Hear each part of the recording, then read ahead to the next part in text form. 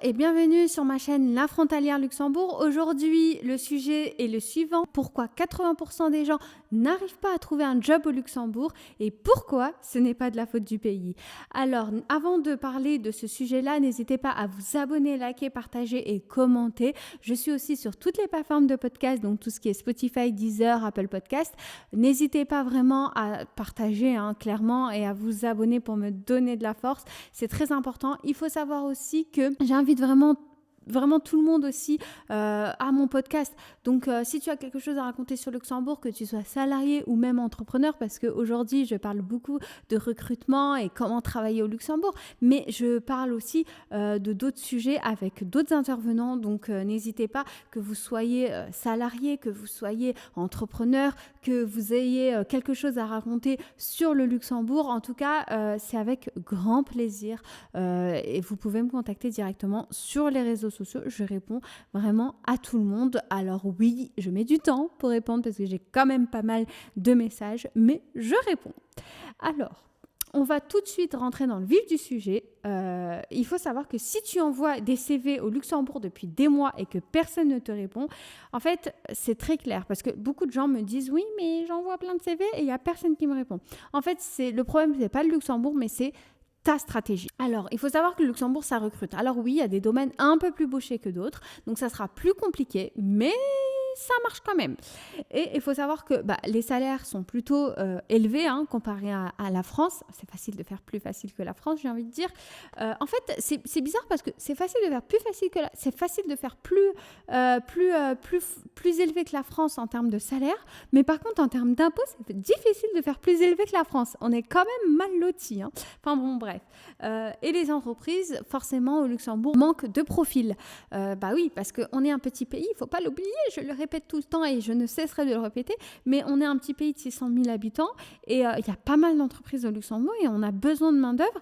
Et donc, voilà, c'est pour ça que une personne sur deux au Luxembourg, presque, est étranger.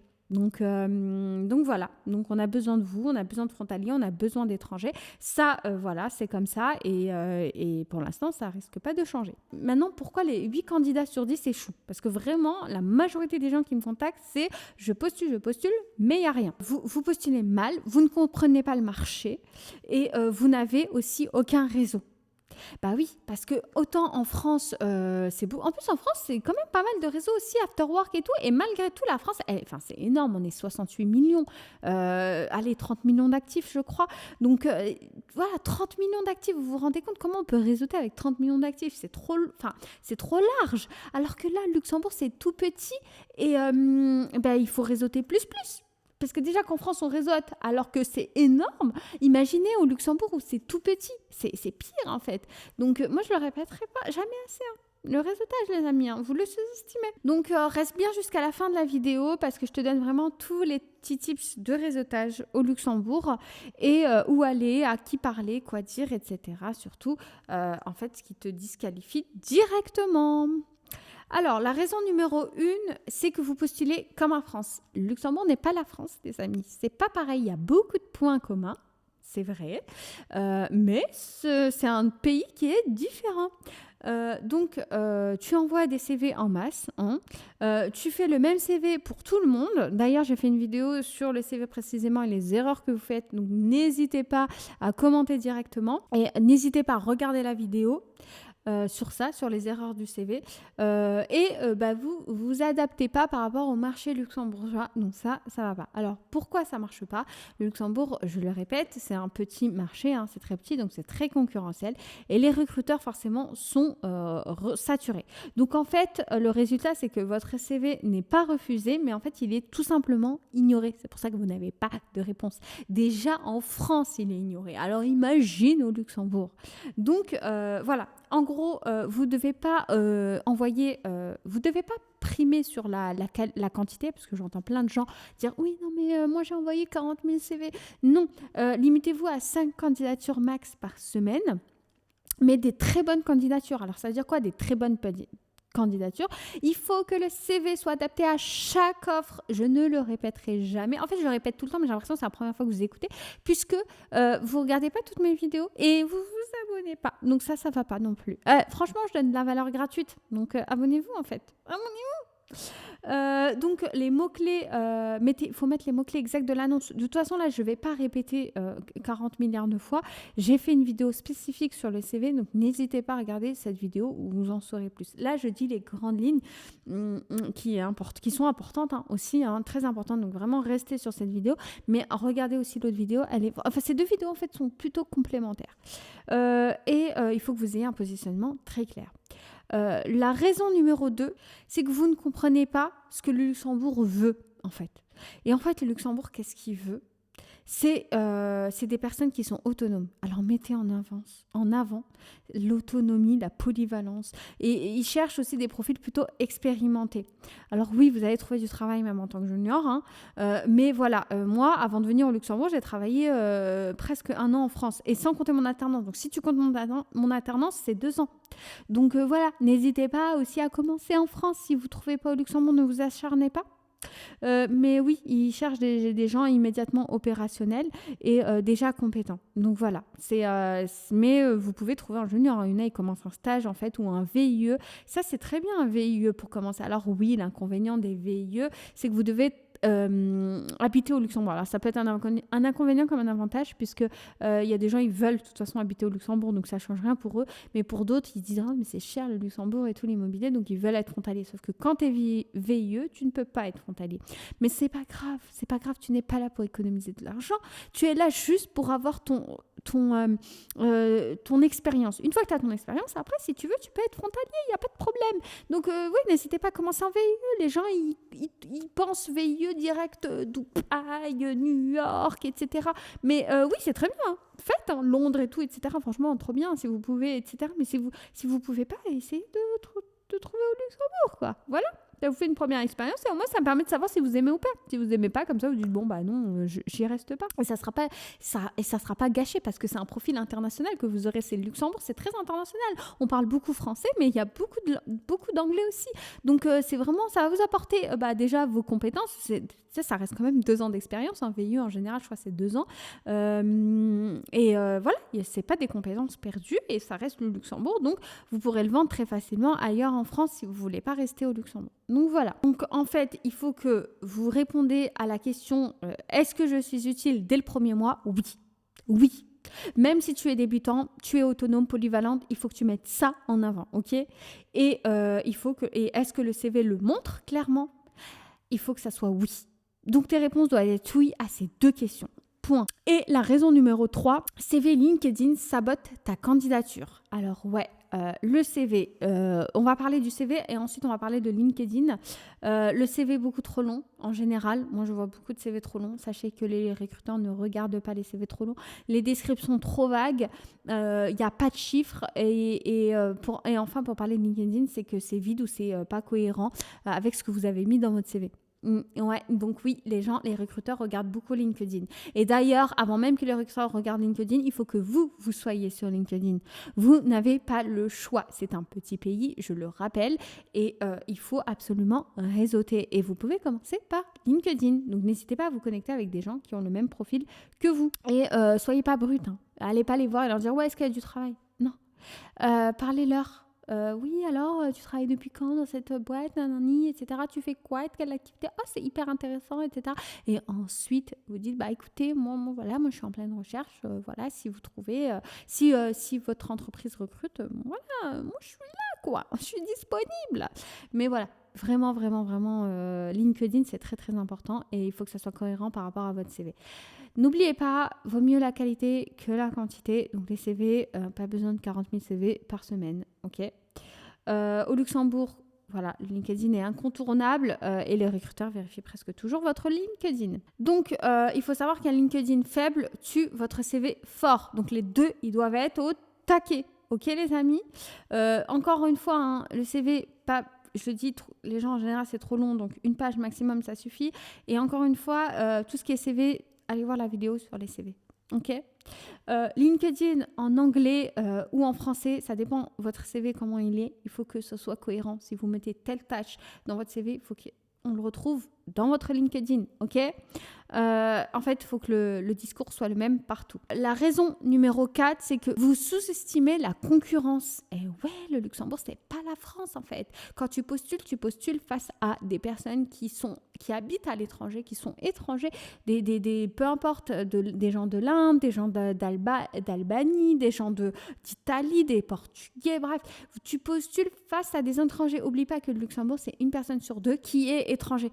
Donc voilà, il y a une concurrence vraiment énorme et donc ces concurrents-là, ça va être des personnes peut-être plus des profils multilingues, ça va être des profils multilingues, ça va être des personnes qui sont très spécialisées, ça va être des personnes qui sont mobiles et des personnes qui sont déjà internationaux. Donc il faut que tu aies un avantage différenciant et il ne faut pas que tu sois invisible. Donc l'avantage différenciant, ça peut être tout et n'importe quoi, comme par exemple réseauter. Ok, réseauter pour connaître les gens et hop, passer avant d'autres profils, quoi. C'est comme ça que ça se passe. Donc voilà, en fait, ce qui fait la différence, ça va être vraiment les langues. Donc même si tu ne parles pas très bien la langue anglaise, n'hésite pas à quand même postuler, hein. Ça, c'est pas très grave, mais dis que tu es proactive et que tu es quelqu'un qui souhaite, qui apprend et montre que tu apprends. Si tu es dans la région, va à l'école à l'INL. L'école, je l'ai fait en plus, l'INL, c'est super, c'est pas trop cher, c'est 200 € le semestre. Franchement, c'est pas mal, hein, et tu apprends l'anglais et tout. Enfin, bref, c'est vraiment pas mal. Tu n'es pas obligé d'avoir un niveau de ouf. Moi, j'ai un niveau entre B1 et B2, tu vois. Mais j'espère avoir le niveau C1. Donc voilà, j'essaye. Donc voilà, donc si tu es dans un secteur de niche aussi, profites-en pour mettre en avant les compétences de ce secteur-là. Donc la raison numéro 5, c'est vous ne réseautez pas. Il y a beaucoup de candidats qui disent souvent « Oui, mais moi je vais être recruté au mérite. Oui, mais moi le réseau c'est du piston. Oui, mais je ne connais personne. » Et c'est pour ça qu'en fait vous n'y arrivez pas tout simplement. Eh bien la réalité c'est que, comme je le dis, le marché est petit et tout le monde se connaît. Donc, c'est logique de mettre en avant quelqu'un que vous connaissez que quelqu'un que vous ne connaissez pas du tout. En fait, déjà, il ne vous connaît pas. Donc, d'où il va vous mettre en avant? Donc, quand il va avoir des CV, par exemple, vous-même, soyez honnête. Vous-même, mettez-vous à la place d'un recruteur. Vous avez 2 CV. Un CV d'une personne que vous connaissez et vous savez que cette personne-là, elle peut mettre... elle est bonne sur ce qu'elle fait. Et un CV d'une personne que vous ne connaissez pas, donc votre CV à vous par exemple, mais votre CV, il est bon, hein, c'est pas le problème, mais il ne vous connaît pas.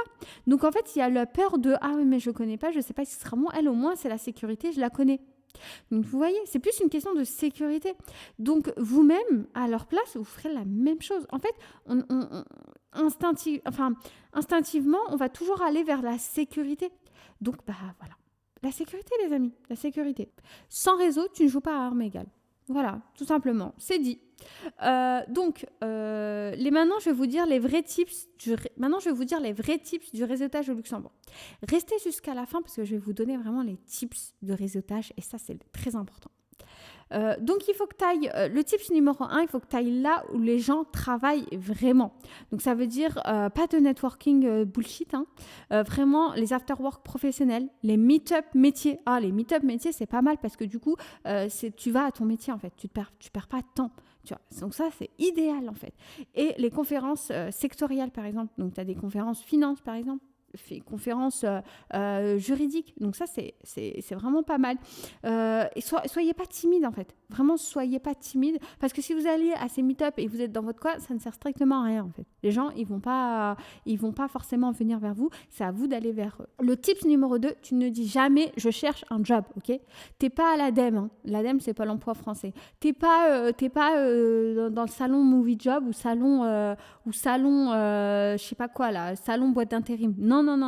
Donc, tu vas plutôt aller voir les gens en posant des questions. Par exemple, quels profils sont recherchés en ce moment? Qu'est-ce qui fait la différence entre 2 candidats ici? Comment est structurée votre équipe? Tu vas essayer de comprendre leurs besoins et comme ça, tu vas comprendre un peu leur marché. Ça, c'est pour des gens qui sont head-off, etc. Si tu es face à des salariés, tu peux essayer aussi de gratter des informations et surtout débattre aussi avec les gens pour montrer aussi que tu as une capacité. Et en fait, il faut en fait, quand tu leur parles, il faut qu'ils puissent te juger, mais de manière positive. De dire, bon, bah voilà, cette personne-là, j'ai eu un très bon échange avec, ça s'est passé très bien. Ouais, je la recommanderais, tu vois. Il faut qu'ils se disent ça à la fin. Ouais, je la recommanderais, tu vois. S'il y a une offre d'emploi, je la recommanderais. Donc, pour ça, bah, il faut faire, je dirais pas ami-ami, mais presque, quoi.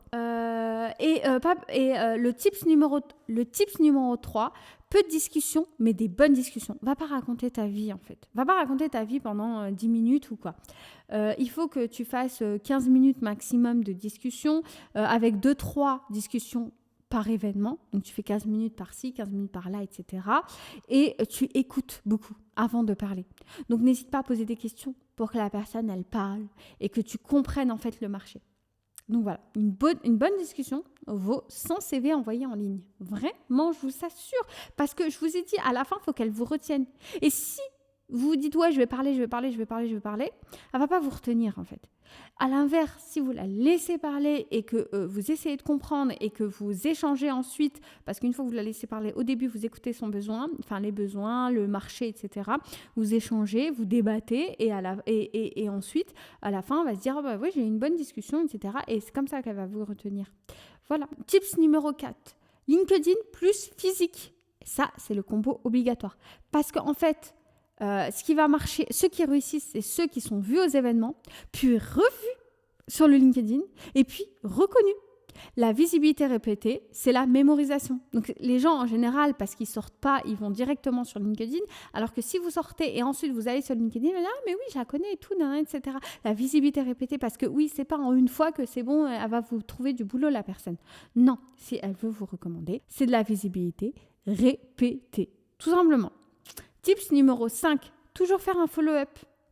Alors, en gros, c'est quoi ? C'est que tu vas aux soirées, tu réseautes, tu parles à tout le monde, etc. Et ensuite, le lendemain, tu ajoutes sur LinkedIn et tu leur écris un petit message. Par exemple, ravi d'avoir échangé avec vous hier sur tel sujet. Merci pour votre retour sur le marché. Voilà, comme ça, visibilité répétée.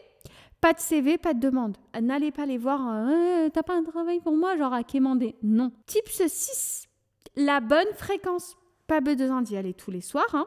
Tu fais 2 événements par mois, 3 contacts utiles par événement, tu vises, et tu fais un suivi systématique. En 2-3 mois, c'est bon, tu ne seras plus une inconnue. Vraiment. Et puis, pour conclure, les 80% attendent une réponse et 20% créent l'opportunité.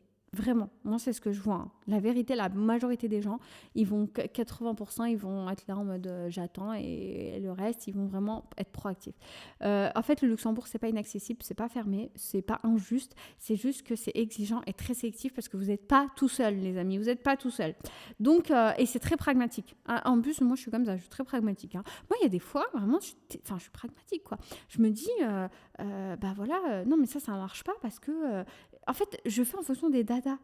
Moi, je fonctionne qu'avec de la data, clairement. Je fonctionne qu'avec de la data. Je me dis, bon, bah voilà, telle data, ça va pas. Donc, il faut que je change. Comment je change ? Alors oui, c'est très data et très peu empathie. Donc, voilà, c'est ma personnalité. Malheureusement, j'aimerais bien être un peu plus empathique. Mais bon, voilà, c'est comme ça. Donc, très pragmatique. Mais pour conclure, je parle beaucoup du réseau, mais le réseau ne te donne pas un job. Par contre, il te donne l'accès à l'opportunité avant les autres. Et si tu refuses ça, bah, tu resteras dans les 80%. Donc, n'hésite pas à t'abonner, à liker, à suivre. Moi, je parle de tout, que ce soit recrutement, réseautage, tout. Et même des gens qui créent leur business, peu importe que ce soit d'argent, que ce soit... Vraiment, tant que ça concerne le Luxembourg, en fait. Donc, j'invite vraiment tout le monde. N'hésitez pas vraiment, si vous avez quelque chose à raconter. Un psychiatre, vous êtes psychiatre au Luxembourg, vous êtes médecin, vous êtes ce que vous voulez. Vous venez à mon interview, vous êtes la bienvenue. Je parle de tout. N'hésite pas à vous abonner, à liker, à partager. Je suis aussi sur toutes les plateformes, Spotify, Podcast, Deezer. Allez, ciao!